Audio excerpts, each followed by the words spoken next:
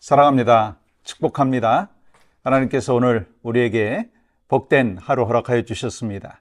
주님의 이름으로 또 승리하며 나아가는 여러분과 저희 삶이 되기를 간절히 소망합니다. 먼저 찬양 올려드리겠는데 찬송가 220장 사랑하는 주님 앞에 함께 찬양합니다.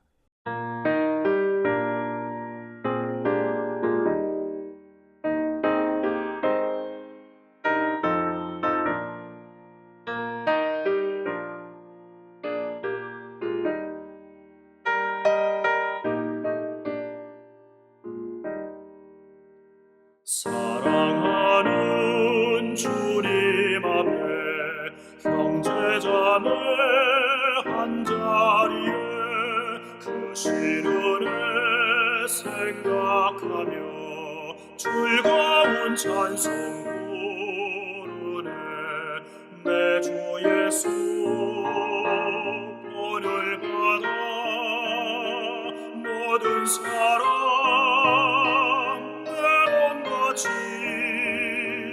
환난 근심 위로하고 진심으로 사랑하세.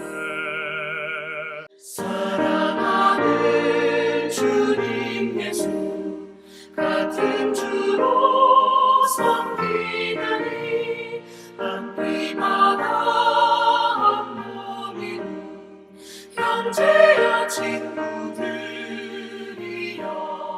한 몸같이 친밀하고 마음으로 하나 되어 우리 주님 크신 뜻을 지성을 준행하세. 오늘 허락하신 말씀은 에베소서 4장 1절에서 3절입니다. 그러므로 주 안에서 갇힌 내가 너희를 권하노니 너희가 부르심을 받은 일에 합당하게 행하여 모든 겸손과 온유로 하고 오래 참음으로 사랑 가운데서 서로 용납하고 평안에 매는 줄로 성령이 하나 되게 하신 것을 힘써 지키라. 아멘. 여러분, 우리는 살면서 이런 생각을 합니다. 우리는 언제가 가장 힘든 때인가? 여러분은 언제가 가장 힘드십니까? 어떤 분은 돈이 부족할 때라고 말씀하실 수도 있고, 몸이 아플 때라고 말씀하실 수도 있고, 일이 제대로 풀리지 않을 때, 그때다라고 말씀하실 수도 있죠. 그런데 조금 더 깊이 생각해 보면 사람이 가장 힘들 때는요, 언제인가 하나 되지 못할 때입니다. 하나 되지 못할 때.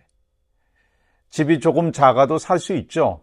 형편이 넉넉하지 않아도 살아갈 수가 있습니다. 그러나 부부가 하나 되지 못하고 부모와 자녀가 하나 되지 못하면 그 집에는 웃음이 있을 수가 없다는 것입니다. 겉으로는 괜찮아 보여도 마음이 어떻겠어요? 무겁죠. 직장도 마찬가지입니다. 일이 좀 많아도 함께하는 사람들이 좋고 마음이 하나가 되어 있으면 버틸 수 있어요. 그런데 아무리 월급을 많이 받아도 관계가 깨지면, 그래서 갈등이 쌓이면 그것은 기쁨의 자리가 아니라 고통의 자리가 될 수 있습니다. 그래서 잠언 17장 1절에서 이렇게 말씀하시죠. 마른 떡 한 조각만 있어도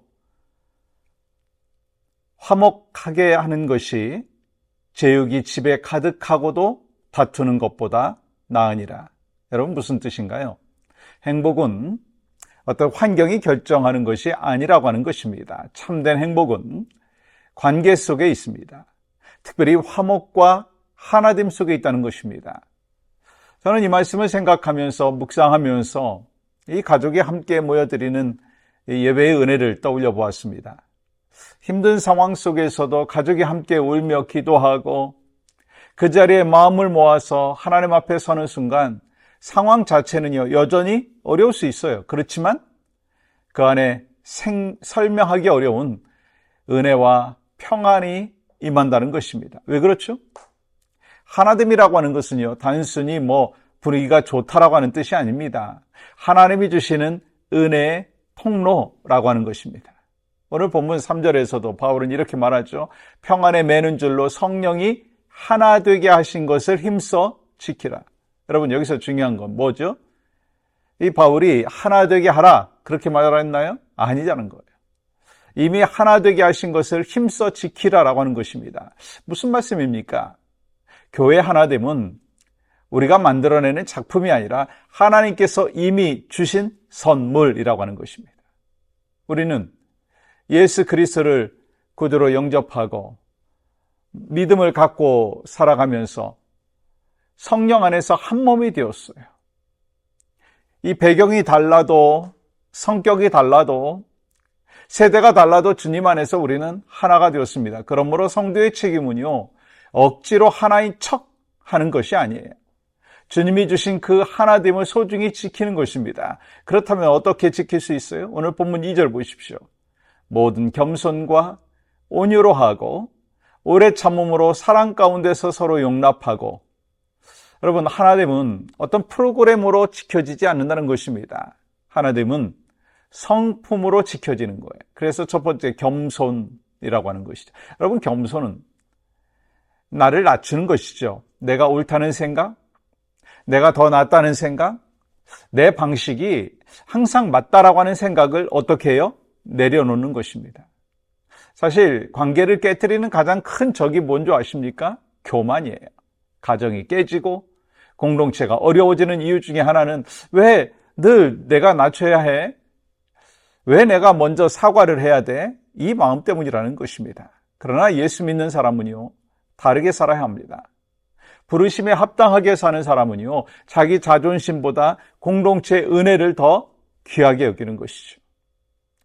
그래서 하나됨을 지키기 위해서 우리에게 필요한 게 뭐라고요? 겸손. 두 번째는 온유입니다. 온유는 약한 것이 아니죠. 성경이 말하고 있는 온유는 여러분 잘 아시잖아요. 절제된 힘. 힘이 있지만 함부로 쓰지 않는 거예요. 감정이 있지만 그 감정에 끌려가지 않는 것입니다. 어떤 분은 이렇게 말하죠. 저는 성격이 좀 직선적이에요. 저는 그렇지만 뒤끝이 없어요. 근데 뒤끝이 없는 것이 문제가 아니잖아요. 그 순간 쏟아나온 그 말 때문에 다른 사람이 깊이 상처를 받는다라고 하는 것이 문제입니다. 그러니까 온유한 사람은 할 말이 있어서 조용한 사람이 아닙니다. 할 말이 없어서 조용한 사람이 아니에요.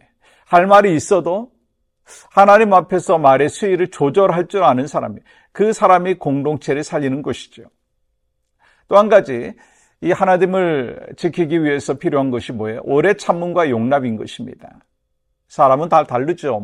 얼마나 다릅니까? 성격도 다르고, 표현 방식도 다르고, 자라온 백그라운드도 다르죠. 그런데 우리는 이 다른 것을 틀린 것으로 여길 때가 많아. 왜 저 사람 저럴까? 왜 저렇게밖에 못하지? 여러분, 이 마음이 커지면 하나됨은 금방 깨진다는 거 아시죠? 하지만 오래 참음은요, 상대의 약점까지 품는 거예요. 용납은요, 나와 다른 사람을 향해서 그럴 수도 있겠구나라고 받아들이는 거예요. 주님께서 우리를 그렇게 대해 주신 거 아닙니까? 예수님은 실수 많은 제자들을 버리지 아니하셨어요. 넘어지고 오해하고 도망가는 제자들을 오래 참아주셨어요. 그리고 어떻게 하셨어요? 끝까지 품으셨어요. 그래서 우리가 공동체 안에서 하나됨을 지키는 길은 결국 예수님의 성품을 닮아가는 것입니다. 사랑하는 여러분, 오늘 우리에게 필요한 건요, 큰 결심보다 작은 순종이라는 것입니다. 오늘 먼저 한 사람에게 부드럽게 말해 보십시오. 오늘 먼저 한 번 더 들어보십시오. 오늘 먼저 자존심보다 관계를 선택하십시오. 오늘 먼저 기도해 보십시오. 여러분, 하나됨은 저절로 유대지지 않더라고요. 그런데 주님 안에서 오늘 말씀 나눈 대로 겸손하고 온유하고 오래 참고 또한 용납할 때 하나님이 주신 은혜가 공동체 안에 머물게 되는 것입니다. 여러분, 오늘도 여러분의 삶의 터전에서, 가정에서, 교회에서 성령이 하나 되게 하신 것을 힘써 지키는 복된 하루, 그것이 바로 여러분과 저의 오늘 하루가 되기를 주님의 이름으로 간절히 축복합니다. 우리 함께 기도할 때 주님, 내 안에 교만과 고집을 내려놓고 겸손과 온유로 하나됨을 지키게 하여 주시옵소서. 우리 가정과 교회 안에 사랑으로 서로 용납하며 평안에 매는 줄로 하나 되게 하여 주시옵소서.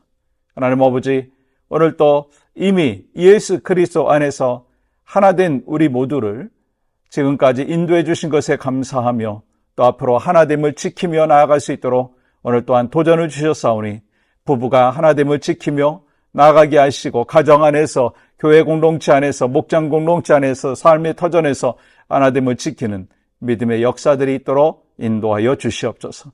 예수님의 이름으로 기도합니다. 아멘.